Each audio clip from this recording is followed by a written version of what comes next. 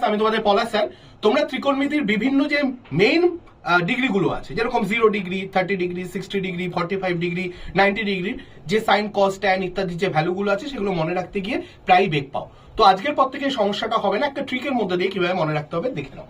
তোমরা প্রত্যেকে সাইনের জন্য এবং কস ট্যান কোসেক সেক কটের জন্য আমি 0, 30, 45, 60 এবং 90 লিখে রেখেছি। আমি প্রত্যেকটা জায়গায় 0, 1, 2, 3, 4 লিখে দিলাম। প্রত্যেকটাকে 4 দিয়ে ভাগ করে দাও। এবার প্রত্যেকটাকে আমি 4 দিয়ে ভাগ করে দিচ্ছি। এবার প্রত্যেকটাকে রুট করে দাও। 0 কে 4 দিয়ে ভাগ করলে 0 হয়, তার রুট করলে 0ই হবে। এইটাকে রুট করলে কি হবে? 1/2 হবে। এইটা রুট করলে কি হবে? 2/4 মানে 1/2, রুট করলে 1/√2।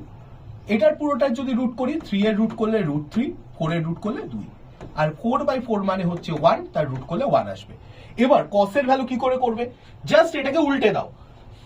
90 ডিগ্রির ভ্যালুটাকে 0 ডিগ্রির ওখানে লেখো এবং পরপর লিখতে থাকো উল্টো করে। এবার তারপরে কি লিখবো? এখানে উল্টো করে লিখলে 3/2। এবার কি লিখবো? 1/√2। এবার কি লিখবো? 1/2।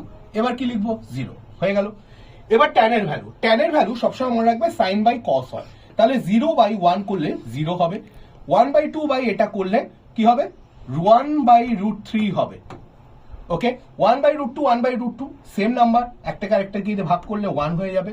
এইটাকে ভাগ করলে কি হবে? √3 হবে। এবং 1/0 নিচে 0 দিয়ে কোন সংখ্যাকে ভাগ করলে ইনফিনিটি আসে বা অনির্ণয় আসে। তাহলে এটা হয়ে গেল। এবার এই বাকিটা তোমরা করবে, আমি ট্রিক্স বলে দিই কি করবে। কোসেক মানে হচ্ছে 1/sin, ওকে, সেক মানে হচ্ছে 1/cos, কট মানে 1/tan।